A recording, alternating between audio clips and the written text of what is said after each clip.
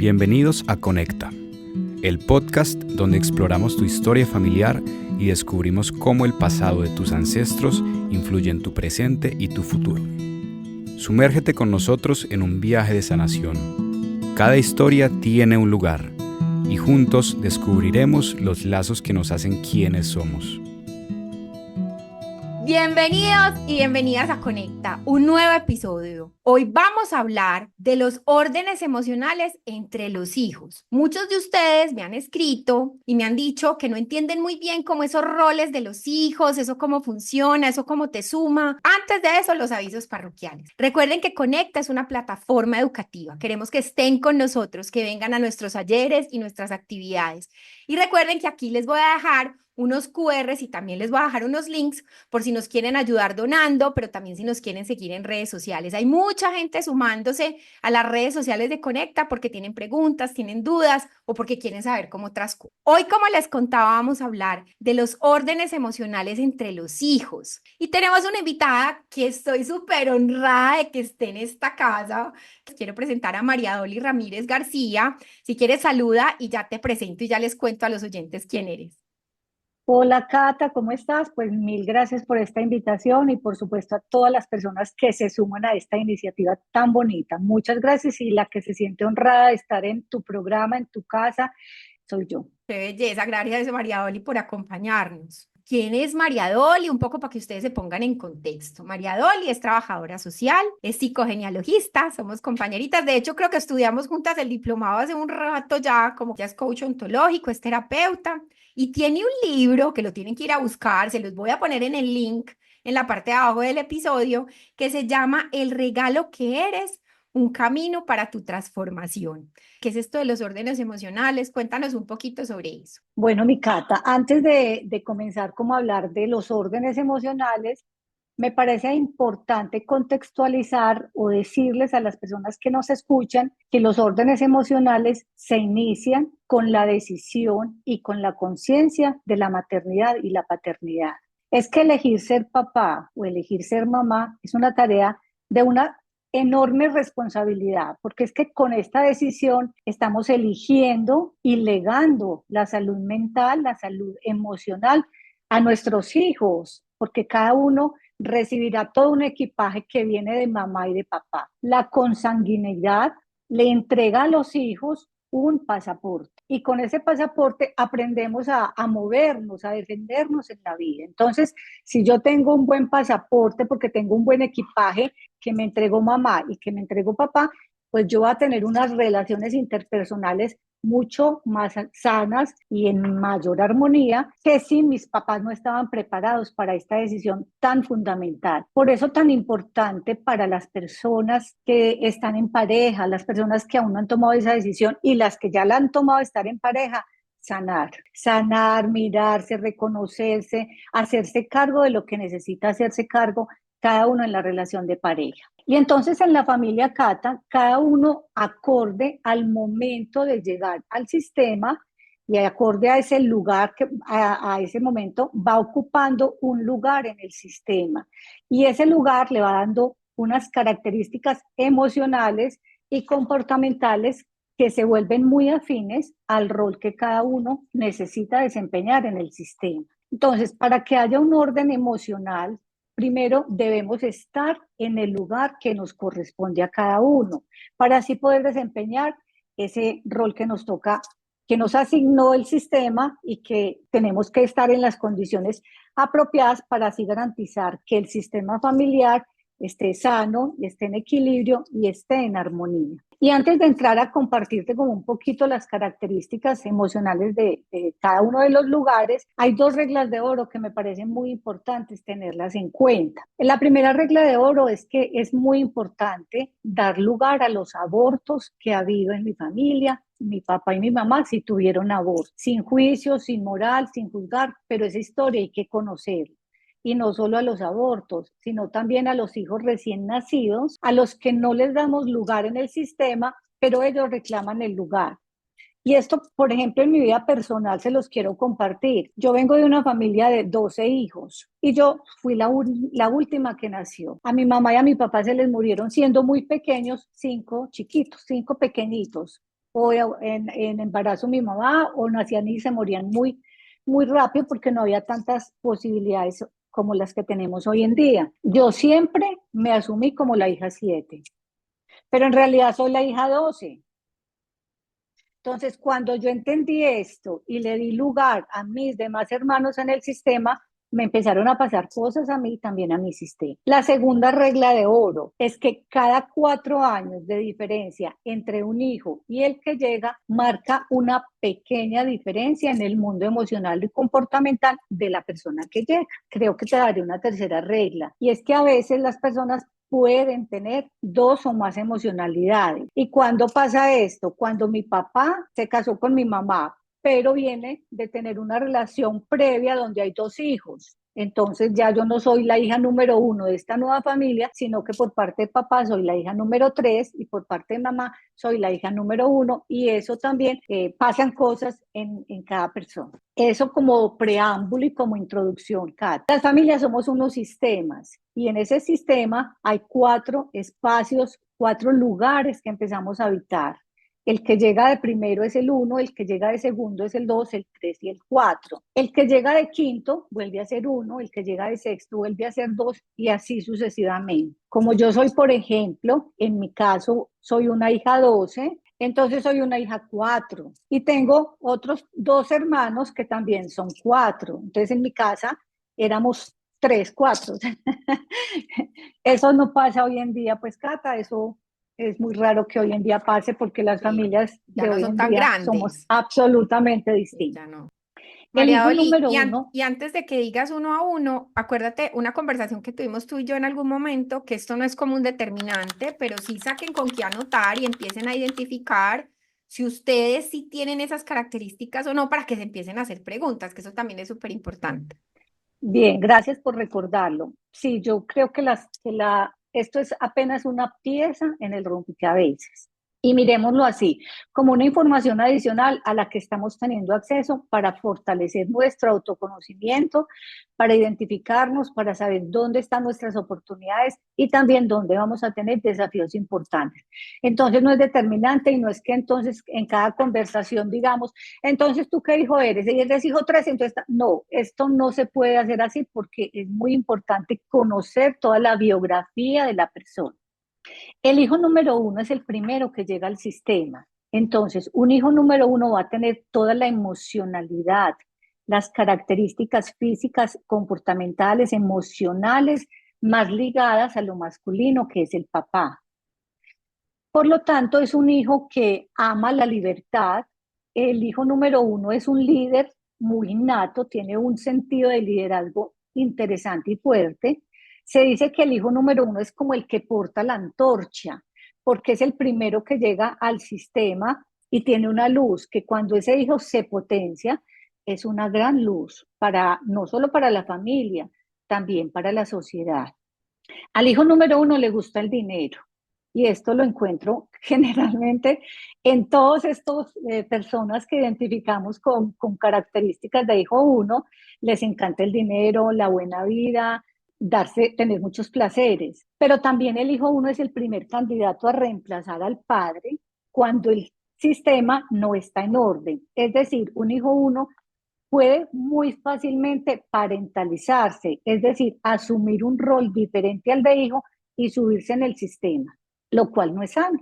Este hijo número 1 tiene una característica, y es que es muy mental, es muy calculador, es muy racional, también es muy estratégico. Son hijos o son personas mucho más seguras, son personas que alientan a los demás a buscar resultados porque ellos mismos son muy orientados al resultado. Si lo pudiéramos describir en una frase sería: tengo razón, no me equivoco, luego existe. Porque son un poco tercos, obsesivos y llevados de su parecer. Un hijo número 2 es un hijo que va a tener mucha más fuerza y va a tener más vinculación con la mamá. Se dice que es el hijo de la mamá. Entonces es el hijo que tiene como el amor, como la bandera y el refugio de su vida. Son hijos que viven como en lo cotidiano, los convoca lo sencillo, son más serviciales, son más afectivos, se les facilita sentir, se les facilita acoger, se les facilita contener, son mejores escucha, pero son muy emocionales. Cuando te digo muy emocionales y lo vamos a profundizar, es que pueden tener a flor de piel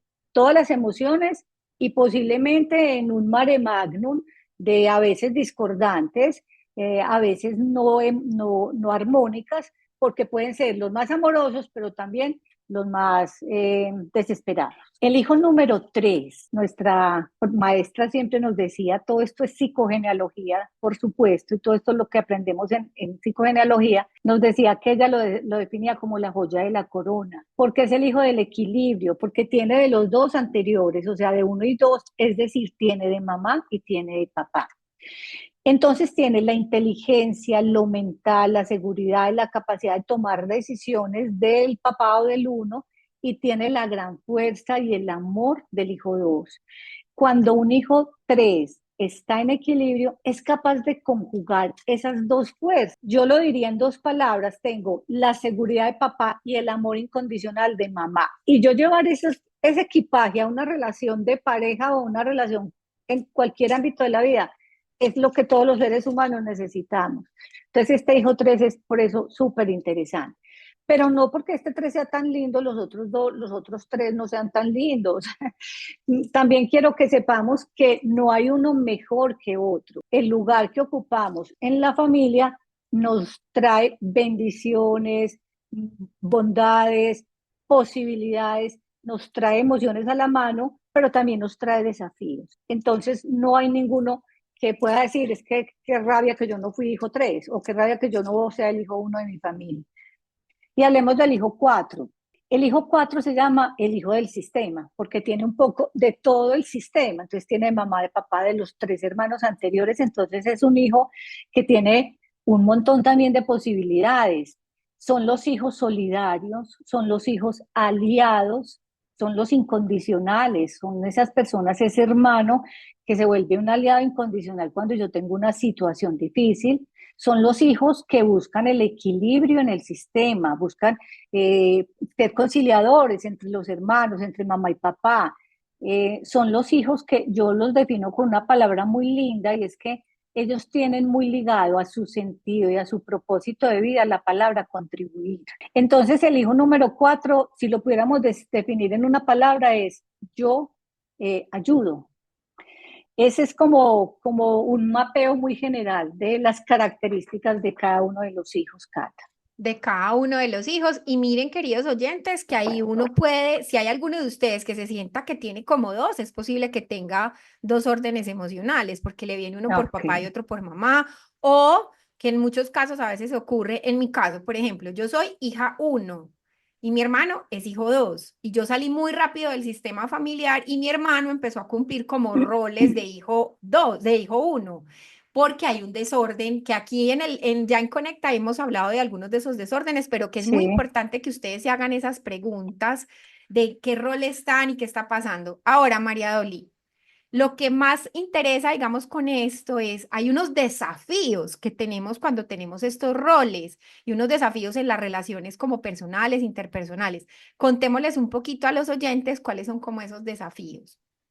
Inclusive, Cata, si quieres, antes de hablarles de los desafíos, les cuento un poquito qué emociones tienen a la mano cada uno de ellos, porque So, el mundo emocional es muy importante. Miren, a nosotros nos educaron para el saber, para el conocer, para tener la información, pero no nos han educado para el mundo emocional. Entonces, cada uno de estos hijos tiene unas emociones más a la mano, ¿cierto? Las emociones son, y todas las emociones vienen para algo. Así que bienvenida a las emociones.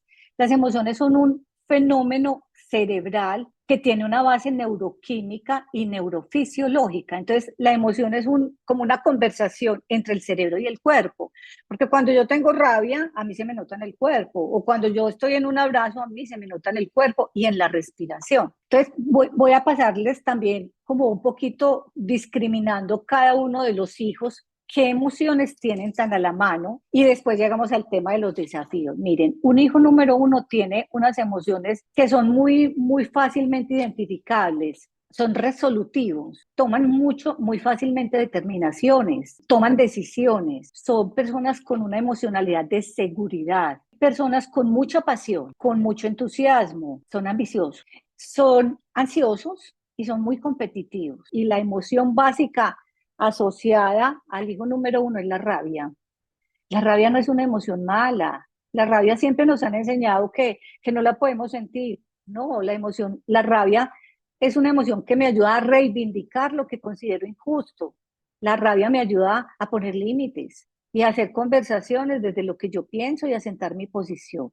Entonces, esas son como las emociones que están más a la mano para un uno. Un hijo número dos, los hijos número dos, como lo describimos ahorita, son los yo siento, entonces son muy emocionales, son muy sensibles, tienen una emoción básica que se llama ternura. Y la ternura es una emoción absolutamente necesaria en los seres humanos. Se nos había enseñado que los que podíamos tener ternura en las mujeres, pero que un hombre sintiera ternura no era bien visto. Qué horror, Dios mío, qué ignorancia, porque la ternura es una emoción absolutamente inherente al ser humano, es como un soplo vital, es un nutriente de vida. Y la ternura la legamos de mamá. Entonces este hijo dos tiene muy a la mano esa ternura, el afecto, la aceptación, el miedo, la vulnerabilidad. El miedo tampoco es malo, porque los miedos nos cuidan, nos protegen, nos avisan del peligro, nos dan una alerta, nos ponen un bombillito rojo y nos dicen pilas, pues si sigues por ahí te vas a caer. Y el hijo número dos es un hijo que tiene una emoción muy relacionada a la escucha, porque es capaz de entender el mundo conversacional y el mundo del otro, el mundo emocional del otro. Pueden a veces caer en la dependencia y pueden convertirse a veces en como buscar depender de otra persona. Un hijo número tres, que dijimos que es el hijo del equilibrio, también se mueven muy bien en el mundo conversacional porque se mueven desde lo mental, el dato, la cifra, el hecho, pero también desde el corazón. Entonces son capaces de entender y de equilibrar en una conversación ambas fuentes.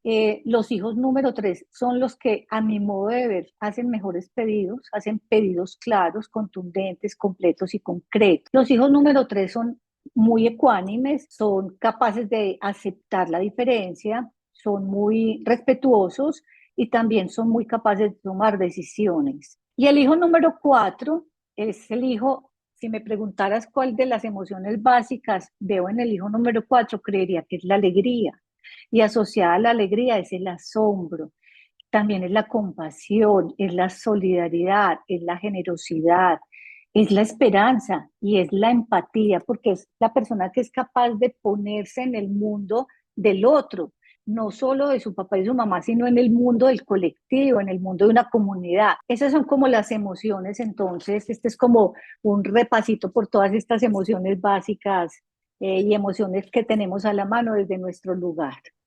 Bueno, y entonces vamos a llegar a la parte que es más retadora, que son los desafíos. Algunas cosas las has ido como enunciando en la medida que vas contando, pero Sí. aquí se nos viene ya el ejercicio clave que estoy pensando que hasta este programa debería llamarse como desafíos, para que estén ahí pendientes, porque sí. Entonces conversemos con nuestros oyentes sobre cuáles son esos desafíos. Bueno, entonces los desafíos a mí me parece que son oportunidades muy bonitas. Hay que mirarlo como, no como una tragedia, sino como una oportunidad. En el hijo número uno, sus desafíos son el manejo del poder y el manejo de la autoridad. Son, como tienen tan claras sus metas, se vuelven muy psicorrígidos cuando no logran lo que se propone y vuelven las cosas una tragedia.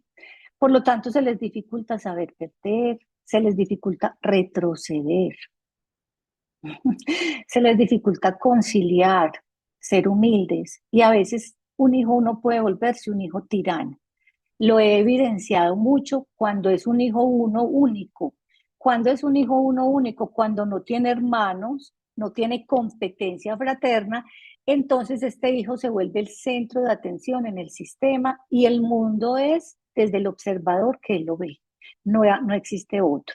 Son hijos que les gusta mantener el control y se les dificulta soltarlo. No aceptan verse vulnerables ni débiles. ¿Cuáles son los desafíos del hijo número dos? Para el hijo dos, como es tan emocional, su gran desafío es poder manejar en armonía su mundo emocional. Aprender a navegar y encontrar la belleza que hay en cada una de las emociones, por difíciles que parezcan. Entonces, aprender a navegar por la rabia, aprender a navegar por la ternura sin volverla sobreprotección, aprender a navegar por la tristeza sin convertirla en depresión, aprender a manejar el miedo sin convertirlo en ansiedad, la rabia sin volverla resentimiento. Entonces, aprender a manejar todas estas emociones. Un hijo 2 tiene también un desafío muy lindo y es, debe fortalecerse en su toma de decisiones, porque a ellos se les dificulta exponerse, arriesgarse. Un hijo 2 tira muy fácilmente la toalla. Háblese de una relación de pareja, háblese en el mundo laboral. No me entendí con mi jefe, entonces es más fácil decir, es que la culpa es de mi jefe porque no me entiende, es que mirar hacia afuera. Y todo este proceso, pues para todas las personas que nos están escuchando, es de adentro hacia afuera. No es de afuera hacia adentro. Es que es muy fácil señalar a la pareja, al papá, al jefe, que hacerme cargo de lo que yo tengo que hacerme cargo. Los hijos número 2 tienen un desafío que ahorita más o menos lo anuncié, y es que pueden volverse dependientes emocionalmente o conformarse con poco, y pueden volverse manipulables. Entonces, un hijo 2 puede muy fácilmente querer ser el hijo de la pareja, ¿cierto? O sí, el hijo, como que me lleven. Y también una característica bien importante o un desafío para los 2 es aprender a manejar los duelos. Un duelo para un 2 es distinto que para un 3 o para un 1, porque los duelos de ellos son muy sufridos, son muy lentos. Y no es que tengamos que tener un tiempo para hacer un duelo, por supuesto que no. Cada uno vivirá su duelo en el tiempo que necesite vivirlo, pero en un 2 sí es mucho más el mundo emocional que sale a flote cuando hay un duelo. El hijo 3 tiende a convertirse en un salvador, y ser salvador es estar en un triángulo dramático, entonces porque se siente el responsable de la felicidad, de las necesidades del otro. Es un hijo que necesita aprender a valorar a los otros porque también se vuelve muy autosuficiente y actuar dejando que el otro también actúe. Y el hijo número 4, más rapidito entonces, tiene un desafío muy importante y es mantener su individualidad. Porque como somos tan generosos y tan compasivos y tan queridos, nos perdemos en lo colectivo y nos perdemos en lo familiar y queremos todo el tiempo integrar al esposo, a mi familia y a la comunidad, y entonces acompáñame a la comunidad a hacer trabajo social. Él no es trabajador social. Entonces esos son como los mayores desafíos de estos 4 lugares que ocupamos en la familia. Bueno, y ya como para cerrar, ¿qué invitación les hacemos a los oyentes, María Dolly? Porque bueno, ya escuchamos todo esto, ya dijiste que no es determinante, pero ¿qué invitación final les podemos hacer a los oyentes? Primero, entiendan esta pieza del rompecabezas como un regalito que nos llega para autoconocernos, para fortalecer el conocimiento que tengamos de nosotros mismos, para mirarnos con compasión. Aprendamos en conciencia, y así como el alquimista que transforma el metal en oro, la invitación es volvámonos alquimistas de nuestras vidas, es decir, transformemos nuestros desafíos, nuestras emociones que a veces pueden no ser tan fáciles de llevar, transformémoslas en fortalezas, en ganancias y en aprendizajes. Y recordar siempre que este proceso es de aquí hacia afuera. Y que el otro es tan distinto y tan único y tan maravilloso como lo soy yo. Ay, María Dolly, gracias por pasar por esta casa, gracias por esta conversación. Le voy a dejar los datos a los oyentes tuyos, tu correo electrónico, para que te escriban, te busquen si tienen más preguntas, si quieren profundizar, si quieren hacer terapia contigo. Gracias mil, muchas gracias. Y a los oyentes de Conecta, nos escuchamos próximamente en Conecta. Gracias por acompañarnos en Conecta.